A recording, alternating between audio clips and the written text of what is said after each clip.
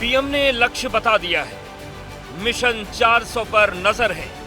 इस मिशन को पूरा करने के लिए जमीन पर पूरी तैयारी चल रही है। यूपी यानी कि वो सूबा जहां लोकसभा की सबसे ज्यादा सीटें हैं और जहां पिछले 2 लोकसभा चुनाव से बीजेपी एक तरफा जीत हासिल करती आ रही है। 2024 में भी 400 प्लस सीटों का टारगेट लेकर चल रही बीजेपी को सबसे ज्यादा उम्मीद यूपी से है और इसके लिए बीजेपी ने बड़ी तैयारी की है। सूत्रों के मुताबिक यूपी में सभी 80 सीटों पर जीत दर्ज करने का मंसूबा बना रही है बीजेपी। 18 सांसदों के टिकट काट सकती है, कुछ सांसदों की सीट बदल सकती है। जातीय समीकरण के हिसाब से टिकट बीजेपी बांटेगी। यूपी में अपनी बढ़त को पहले से और मजबूत करने के लिए बीजेपी 17 और 18 फरवरी को दिल्ली में हो रहे राष्ट्रीय अधिवेशन के दौरान उम्मीदवारों की पहली लिस्ट घोषित कर सकती है। पहली लिस्ट में 14 हारी हुई सीटों पर उम्मीदवार घोषित कर सकती है। विपक्षी सांसदों वाली सीटों पर जीत के लिए बीजेपी ये दांव चलेगी। अब पहला सवाल ये है कि क्या इन सीटों पर बीजेपी 2019 वाले उम्मीदवारों को मैदान में उतारेगी या प्रत्याशी बदलेगी। सूत्रों के मुताबिक पश्चिमी यूपी में सहारनपुर में राघव लखनपाल की जगह नया चेहरा हो सकता है। बिजनौर में कुंवर भरतेंद्र सिंह की जगह दूसरा जाट चेहरा आ सकता है। नगीना में यशवंत सिंह को टिकट पर सस्पेंस है। मुरादाबाद में कुंवर सर्वेश सिंह की जगह उनके बेटे सुशांत सिंह को टिकट मिल सकता है। संभल में परमेश्वर लाल सैनी के टिकट पर सस्पेंस है। अमरोहा में कंवर सिंह तंवर के टिकट पर भी सस्पेंस है। समाजवादी पार्टी के गढ़ मैनपुरी में बीजेपी कोई नया दांव चल सकती है। रायबरेली में दिनेश प्रताप सिंह या अदिति सिंह, अम्बेडकर नगर में मुकुट बिहारी वर्मा को टिकट के चांस कम है। श्रावस्ती में दद्दन मिश्रा की जगह दूसरा ब्राह्मण प्रत्याशी हो सकता है। लालगंज सीट से बीएसपी सांसद संगीता आजाद बीजेपी में आती हैं तो उन्हें टिकट मिलेगा। घोसी से पिछला चुनाव लड़े हरिनारायण राजभर का टिकट कट सकता है। गाजीपुर की सीट ओपी राजभर को दी जा सकती है। जौनपुर की सीट भी निषाद पार्टी या ओपी राजभर को दी जा सकती है।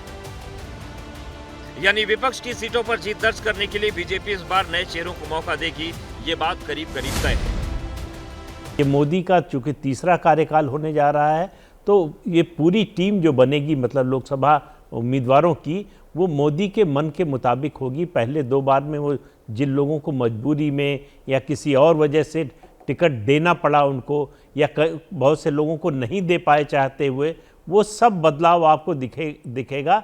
तो इस बार के चुनाव में जो लिस्ट आएगी बीजेपी के उम्मीदवारों की उसमें नयापन होगा ऐसा लगता है। सिर्फ 2019 में हारी हुई सीटों पर ही नहीं, यूपी की जिन सीटों पर बीजेपी ने 2019 में जीत दर्ज की उन सीटों पर भी बीजेपी उम्मीदवार बदल सकती है। इस बार पश्चिमी यूपी की बात करें तो यहाँ 2019 में बीजेपी को 27 में से 19 सीटें मिली थीं। समाजवादी पार्टी और बीएसपी को 4-4 सीटें मिली थीं। सूत्रों के मुताबिक पश्चिमी उत्तर प्रदेश में जीती हुई 7 सीटों पर बीजेपी अपने उम्मीदवार बदल सकती है। सूत्रों के मुताबिक गाजियाबाद सीट से 73 साल के जनरल वीके सिंह का टिकट कट सकता है। फिरोजाबाद से 73 साल के चंद्रसेन जादौन का टिकट कट सकता है। मेरठ सीट से 73 साल के राजेंद्र अग्रवाल को भी टिकट मिलने पर सस्पेंस है। बदायूं सीट से संघमित्रा मौर्य को लेकर सस्पेंस है। हाथरस सीट से राजवीर दिलेर का टिकट कटना तय माना जा रहा है। 75 साल की हेमा मालिनी को भी मथुरा से टिकट मिलने पर संदेह है। बरेली से 75 साल के संतोष गंगवार का टिकट काटा जा सकता है। ये वो सांसद हैं जिन्हें उनकी उम्र के कारण टिकट मिलना मुश्किल लग रहा है। ये सब चीजें पार्टी के हाईकमान को करना है और निश्चित तौर से जिताऊ को ही टिकट मिलनी चाहिए और टिकाऊ को ही टिकट मिलनी चाहिए। ये पार्टी के संगठन का काम है, हम लोगों का काम है जनता की सेवा करना। पश्चिमी यूपी के बाद अब बात अवध क्षेत्र की। अवध में लोकसभा की 23 सीटें हैं। 2019 में बीजेपी ने 20 सीटें जीती थी। अवध क्षेत्र में भी कुछ सीटों पर बीजेपी अपने मौजूदा सांसदों को बदल सकती है। चर्चा है कि अवध के 3 सांसदों का टिकट कट सकता है। कानपुर से 76 साल के सांसद सत्यदेव पचौरी, बहराइच से सांसद 77 साल के अक्षय बरलाल का टिकट कटना तय माना जा रहा है। बाराबंकी से सांसद उपेंद्र सिंह रावत की जगह प्रियंका सिंह रावत को मौका मिल सकता है।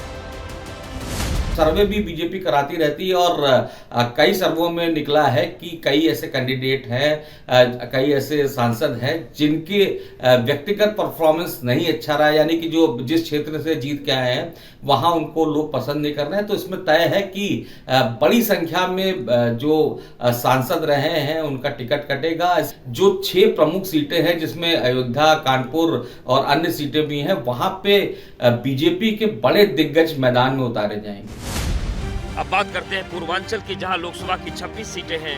2019 में बीजेपी को यहां पर 19 सीटें मिली थी। यहाँ बीजेपी को ओम प्रकाश राजभर की सुहेलदेव भारतीय समाज पार्टी, संजय निषाद की निषाद पार्टी और अनुप्रिया पटेल की अपना दल एस के साथ तालमेल करना है।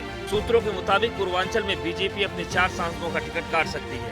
इनमें प्रयागराज से 74 साल की रीता बहुगुणा जोशी, मछली शहर से बीपी सरोज, कौशाम्बी से सांसद विनोद सोनकर को मछली शहर भेजा जा सकता है। कौशाम्बी में नया उम्मीदवार होगा। भदोही से सांसद रमेश चंद्र बिंद और बलिया से वीरेंद्र मस्त के टिकट पर भी सस्पेंस है। भारतीय जनता पार्टी किसी को काटती नहीं। भारतीय जनता पार्टी योग्यता पे भारतीय जनता पार्टी क्षेत्र में काटने का सवाल नहीं है, नए चेहरों को, युवा शक्ति को सामने लाने की युवा शक्ति आती ही नहीं। इस बदलाव के बीच बुंदेलखंड में बीजेपी अपने सभी 4 सांसदों को फिर से टिकट दे सकती है। इसके अलावा चर्चा ये भी है कि कैसरगंज से ब्रजभूषण शरण सिंह और खीरी से अजय मिश्रा टेनी को भी टिकट मिल सकता है। इसके अलावा 70 साल के आसपास के कुछ सांसदों को बीजेपी फिर से टिकट दे सकती है। इनमें सबसे बड़ा नाम अयोध्या से लल्लू सिंह का है।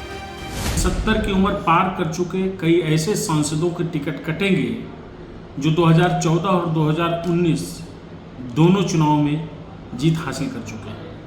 इनकी जगह ताज़ा चेहरों को तवज्जो दी जाएगी। ऐसे चेहरे जो जिताऊ हों और जिनकी अपने लोकसभा क्षेत्र में अच्छी ख्याति हो। ऐसी कम से कम 2 दर्जन से अधिक सीटें हैं जहां मौजूदा सांसद जो भारतीय जनता पार्टी के हैं वो बदले जा सकते हैं और उनकी जगह पर नए चेहरे देखने को मिल सकते हैं। यूपी में बीजेपी के 2 बड़े नाम पीलीभीत से सांसद वरुण गांधी और सुल्तानपुर से सांसद मेनका गांधी को लेकर अब तक कोई फैसला नहीं हुआ।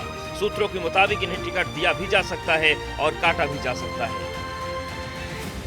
बहुत सारे सांसद ऐसे हैं जिनकी परफॉर्मेंस को लेकर लगातार सवाल उठ रहे हैं, या जो विधानसभा चुनाव के परिणाम आए हैं उसमें उनका परफॉर्मेंस बहुत पुअर रहा है। तो हम ये अनुमान लगा सकते हैं कि जो 40 से 50% है या 50% जो है वो नए चेहरे होंगे और 50% चेहरों को रिपीट किया जा सकता है। विधानसभा चुनाव के दौरान प्रदर्शन और पार्टी के सर्वे के आधार पर यूपी में बीजेपी इस बार अपने उम्मीदवार तय करेगी।